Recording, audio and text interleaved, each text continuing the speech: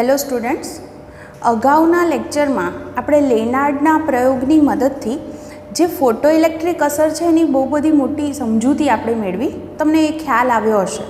આપણે એની અંદર એવું કર્યું કે જે પેલી બારી હતી એમાંથી આપણે અલગ અલગ તીવ્રતાવાળો અને અલગ અલગ આવૃત્તિવાળો પ્રકાશ છે એ ફોટો સંવેદી સપાટી પર આપાત કરતા ગયા અને એના દ્વારા જે ઇલેક્ટ્રોન ઉત્સર્જિત થાય છે તો ઉત્સર્જિત થતા ઇલેક્ટ્રોનની ગતિ ઉર્જા આપણને કેવી કેવી મળે છે એ ચેક કર્યું અને સ્ટોપિંગ પોટેન્શિયલ છે એનામાં પણ અને પ્રવાહમાં પણ શું ફેર પડે છે એ આ બધી બાબતો આપણે સમજી ગયા.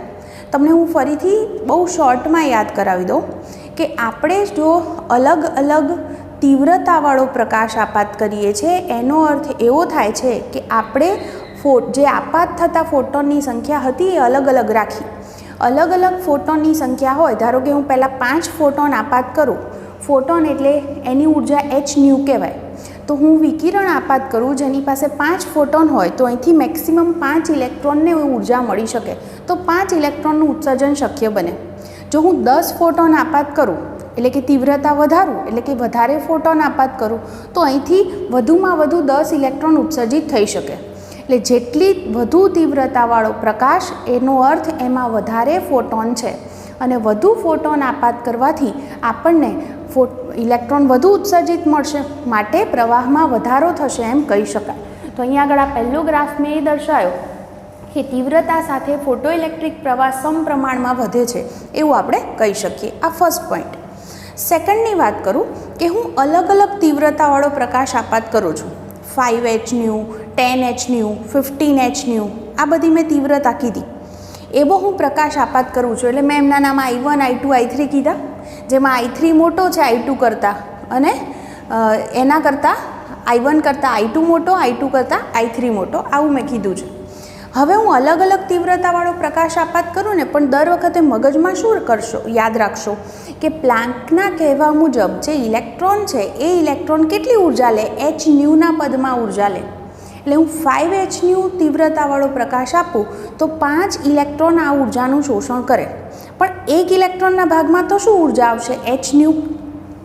તો hνની કિંમત ધારો કે મેં આવી કીધી હતી એ વખતે કે 3 ઇલેક્ટ્રોન વોલ્ટ છે, તો તમારા ઇલેક્ટ્રોનને 3 ઇલેક્ટ્રોન વોલ્ટ ઉર્જા મળી.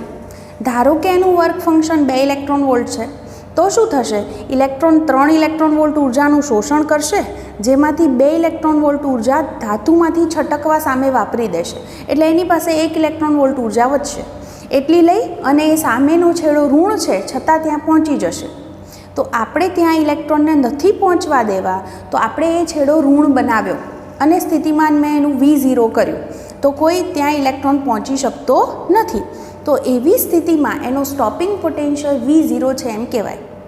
હવે હું એવું કરું કે તીવ્રતા વધારું છું, 5hνની બદલે 10hν કરું છું. જો આવૃત્તિ નથી બદલી, માત્ર શું બદલી છે, તીવ્રતા.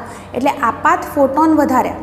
તો હું વધારે ફોટોન આપાત કરું તો હવે 10 ઇલેક્ટ્રોનને ઉર્જા મળે છે, પણ દરેકના ભાગમાં ઉર્જા તો હજી પણ hν જેટલી જ આવે છે, મતલબ કે 3 ઇલેક્ટ્રોન વોલ્ટ જ આવે છે. તો હું અહીંયા આગળથી 3 ઇલેક્ટ્રોન વોલ્ટ ઉર્જા આપું તો ઇલેક્ટ્રોન એમાંથી 2 વાપરી કાઢશે અને 1 લઈને ઉત્સર્જિત થશે. તો હજી પણ હું સ્ટોપિંગ પોટેન્શિયલ V0 જેટલો જ રહેવા દઉં તો પણ ઇલેક્ટ્રોન પહોંચવાના નથી, કારણ કે તીવ્રતા I1 હોય કે I2 હોય કે I3 હોય, દરેક વખતે ઇલેક્ટ્રોનને મળતી ઉર્જા hν વાળું પદ અચળ જ છે માટે. એટલે આપણે આ આકૃતિ જે છે એની અંદર દર્શાવી શકીએ કે તીવ્રતા બદલાય છે તો તીવ્રતા વધુ એમ ફોટોઇલેક્ટ્રિક પ્રવાહ વધુ, પણ સ્ટોપિંગ પોટેન્શિયલમાં કોઈ ફેર પડતો નથી. એટલે આના પરથી આપણે કહી શકીએ કે સ્ટોપિંગ પોટેન્શિયલનું મૂલ્ય તીવ્રતા પર આધાર રાખતું નથી. તીવ્રતા બદલો તો પણ સ્ટોપિંગ પોટેન્શિયલ બદલાશે નહીં. પછીનો મુદ્દો હતો કે તીવ્રતા અચળ રાખી. જુઓ, પણ શું બદલ્યું છે, આવૃત્તિ. આપણે ક્રમિક આવૃત્તિ વધારતા ગયા. તો જુઓ, જેટલી વધારે આવૃત્તિવાળો પ્રકાશ એટલે આ hν આ પદ વધી જાય તો ઇલેક્ટ્રોનને મળતી ઉર્જા વધી જાય. હું ν વધારું, પહેલાં ν1 આવૃત્તિવાળો પ્રકાશ આપાત કરું તો તમારા ઇલેક્ટ્રોનને 3 ઇલેક્ટ્રોન વોલ્ટ ઉર્જા મળે છે. પછી હું ν2 આપાત કરું એટલી આવૃત્તિવાળો તો 4 ઇલેક્ટ્રોન વોલ્ટ ઉર્જા મળે, પછી 5 મળે. પણ દર વખતે ઇલેક્ટ્રોન ધાતુમાંથી છટકવા કેટલી ઉર્જા વાપરે છે, 2 ઇલેક્ટ્રોન વોલ્ટ. તો એવું થાય ને કે પહેલી વખતે 3 આપી ઉર્જા, 2 વાપરી, 1 લઈને ઉત્સર્જાયો. બીજી વખતે 4 ઉર્જા આપી, 2 વાપરી, 2 લઈને ઉત્સર્જાયો. પછી 5 આપું છું, 2 વાપરે છે, 3 લઈને ઉત્સર્જિત થાય છે. તો જે ઉર્જા લઈને એટલે એની ગતિ ઉર્જા જે થઈ એ ધીમે ધીમે વધતી ગઈ. તો જો ઇલેક્ટ્રોનની ઉર્જા વધતી જાય તો આ છેડો મારે ત્યાં ઇલેક્ટ્રોનને ન પહોંચવા દેવા હોય તો વધુને વધુ ઋણ બનાવવો પડે. એટલે જુઓ, ન્યુ1 આવૃત્તિવાળા પ્રકાશ માટે સ્ટોપિંગ પોટેન્શિયલ V01 છે, ન્યુ2 માટે V02, તો ન્યુ3 માટે V03 વધુ ઋણ થતો ગયો. એટલે કે આના પરથી એવું કહેવાય કે સ્ટોપિંગ પોટેન્શિયલનું મૂલ્ય આવૃત્તિ પર આધાર રાખે છે. આ બાબત કહી શકીએ. અને છેલ્લે જુઓ કે જો હું એવું કરું કે ધાતુનું વર્ક ફંક્શન 2 ઇલેક્ટ્રોન વોલ્ટ છે અને હું ઇલેક્ટ્રોનને 2 ઇલેક્ટ્રોન વોલ્ટ જ ઉર્જા આપું તો, એટલે કે થ્રેશોલ્ડ આવૃત્તિ જેટલી આવૃત્તિવાળો પ્રકાશ આપાત કરું તો ઇલેક્ટ્રોન શું થશે? ઉર્જા શોષી અને માત્ર ઉત્સર્જિત થશે. એની પાસે સામેના છેડે પહોંચવા માટે કોઈ ઉર્જા વધી નથી. તો હું આ છેડો 0 સ્થિતિમાં ને રાખું તો પણ ત્યાં કોઈ ઇલેક્ટ્રોન પહોંચી શકવાનો નથી. એટલે જુઓ, આ ગ્રાફ એવું બતાવે છે કે ધાતુ A હોય કે ધાતુ B હોય, જો આપણે એવું કરીએ કે એને કેટલી ઉર્જા આપીએ, જો હું ન્યુ0 જેટલી જ ઉર્જા આપું ને તો એનો સ્ટોપિંગ પોટેન્શિયલ 0 જ હશે, કારણ કે એની પાસે ઉર્જા હશે જ નહીં, એટલે ત્યાં આગળ પહોંચી શકવાનો નથી. એટલે હું પોટેન્શિયલ 0 રાખું તો પણ ઇલેક્ટ્રોન ત્યાં પહોંચવાનો નથી. એવું અહીંયા આગળ ધાતુ B માટે પણ બતાવ્યું છે. અને આગળ એવું બતાવ્યું છે કે જેમ તમે વધારે આવૃત્તિવાળો પ્રકાશ આપાત કરો એમ સ્ટોપિંગ પોટેન્શિયલનું મૂલ્ય પણ વધતું જાય છે. એટલે એનો ગ્રાફ આમ સુરેખ બતાવ્યો છે. તો આટલી બાબત મગજમાં રાખજો. હવે નેક્સ્ટ ટોપિક પર આપણે જવાના છીએ, જે છે ખાસ કે ફોટો ઇલેક્ટ્રિક અસર સમજાવવામાં તરંગવાદ કઈ રીતે નિષ્ફળ ગયો હતો એ હવે મારે તમને સમજાવવું છે. હવે આપણે સમજીએ કે ફોટો ઇલેક્ટ્રિક અસર છે એ સમજાવવામાં તરંગવાદ કઈ રીતે નિષ્ફળ ગયો હતો. જો આટલું ધ્યાનથી સમજો કે જ્યારે 19મી સદીનો અંત આવ્યો ત્યાં સુધીમાં પ્રકાશને લગતી ઘણી બધી ઘટનાઓ, વિવર્તન, વ્યતિકરણ, આ બધી ઘટનાઓ વિશેની માહિતી મળી ચૂકી હતી. ત્યારબાદ આપણે જે સમજીએ છીએ કે પ્રકાશનું સ્વરૂપ તરંગ સ્વરૂપ છે, તો મેક્સવેલ નામનો જે વૈજ્ઞાનિક હતો એણે એવું પણ કીધું કે પ્રકાશ છે એ વિદ્યુત ચુંબકીય તરંગ છે. એટલે કે વિદ્યુત અને ચુંબકત્વ સાથે એ બંને ક્ષેત્ર સંકલિત થઈ ભેગા મળી અને આવું તરંગ રચે છે, એવું એણે રજૂઆત કરી. એટલે કે ત્યાં આગળ વિદ્યુત અને ચુંબકીય ક્ષેત્રના સદિશો સતત દોલનો કરે છે અને એના દ્વારા તરંગ રચાઈ અને માધ્યમની અંદર આગળ વધતું હોય છે. આવી બાબત જે છે એ શોધવામાં આવી. એટલે કે એવું સાબિત થયું કે પ્રકાશ એ વિદ્યુત ચુંબકીય તરંગ છે. આ બધી માહિતી મળવા લાગી. તો હવે આપણે એ સમજવું છે કે આ ફોટો ઇલેક્ટ્રિક અસર સમજાવવામાં તરંગવાદ કઈ રીતે નિષ્ફળ ગયો. તો એના પહેલાં તમારે યાદ કરી લેવું પડે કે આ જે ફોટો ઇલેક્ટ્રિક અસર છે એમાં મેઇન મુદ્દા કયા કયા હતા.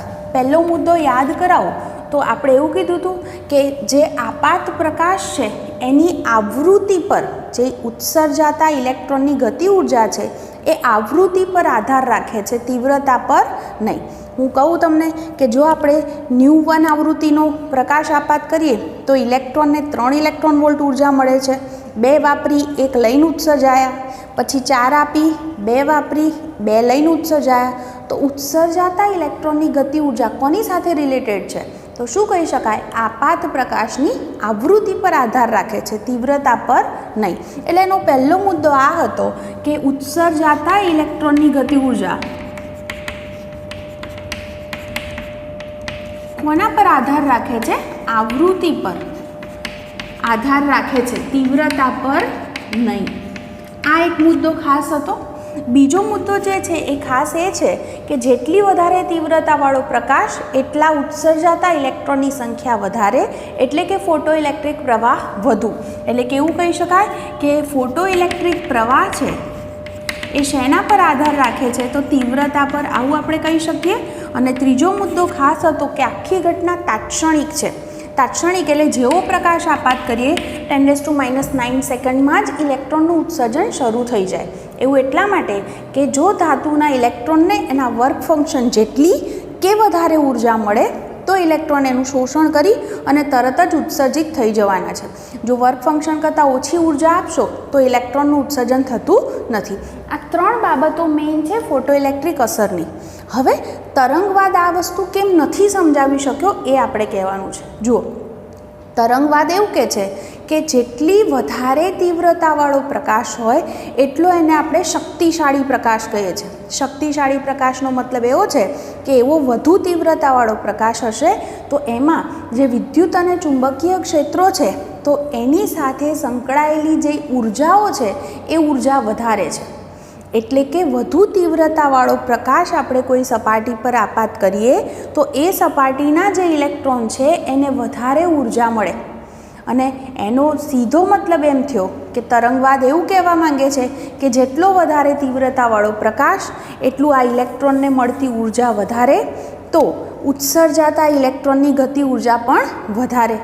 તો પણ આપણે શું સમજ્યા કે ફોટો ઇલેક્ટ્રિક અસર છે તો શું કીધું કે ઉત્સર્જાતા ઇલેક્ટ્રોનની ગતિ ઉર્જા તો શેના પર આધાર રાખે છે? આવૃત્તિ પર, તીવ્રતા પર નહીં. તો આ બાબત જે છે એ તરંગવાદ સમજાવી શક્યો નહીં. ફરીથી બોલું, જેટલી વધારે તીવ્રતાવાળો પ્રકાશ આપાત કરો એની અંદર વિદ્યુત અને ચુંબકીય ક્ષેત્રો જે છે એની સાથે સંકળાયેલી ઉર્જા વધારે છે એમ કહેવાય છે. જો ઉર્જા વધારે એટલે કે ઇલેક્ટ્રોનને મળતી ઉર્જા વધારે છે. જેટલી તીવ્રતા વધારે, આપણે ચેપ્ટર નંબર 8 જ્યારે ભણીએ છીએ ત્યારે એની અંદર જે વિકિરણ છે એ વિકિરણની તીવ્રતાનું સૂત્ર ભણીએ છીએ. હાલ પૂરતું હું તમને ખાલી કહી દઉં તો આવું સૂત્ર હતું, I = ε0 CE RMS². તો જેટલું વિદ્યુત અને ચુંબકીય ક્ષેત્રના સદિશો જે છે એના દોલનો વધુ થશે, એની સાથે સંકળાયેલી ઉર્જા વધુ હશે, એમ એની તીવ્રતા પણ વધારે હશે એમ કહી શકાય. તો વધારે તીવ્રતાવાળો પ્રકાશ ઇલેક્ટ્રોનને વધુ ઉર્જા આપે. જો ઇલેક્ટ્રોનને વધુ ઉર્જા મળે તો જે ઇલેક્ટ્રોન ઉત્સર્જિત થાય એ પણ વધુ ઉર્જા સાથે ઉત્સર્જિત થવાના છે. એટલે કે અહીં આગળ ઉર્જા, ઇલેક્ટ્રોનની ગતિ ઉર્જાનો સંબંધ તીવ્રતા સાથે છે એવું તરંગવાદ કહે છે. પણ ફોટો ઇલેક્ટ્રિક અસર તો એનાથી ઉલટી વાત કહે છે કે ઇલેક્ટ્રોનની ઉર્જા કોની સાથે સંકળાયેલી છે? ગતિ ઉર્જા આવૃત્તિ પર આધાર રાખે છે, તીવ્રતા પર નહીં. તો આ બાબતે સમજાવી શક્યો નહીં. બીજો પોઈન્ટ એમ કે છે, તરંગવાદ એવું કહે છે કે તીવ્રતા, વધુ તીવ્રતાવાળો પ્રકાશ તમે કોઈ સપાટી પર તમે આપાત કર્યો તો સપાટીના જેટલા જે વધારે ભાગ છે તો એની અંદર એને આવરી લેતા જેટલા ઇલેક્ટ્રોન છે બધાને ઉર્જા મળશે. તો બધા એમાંથી થોડી ઉર્જા લે.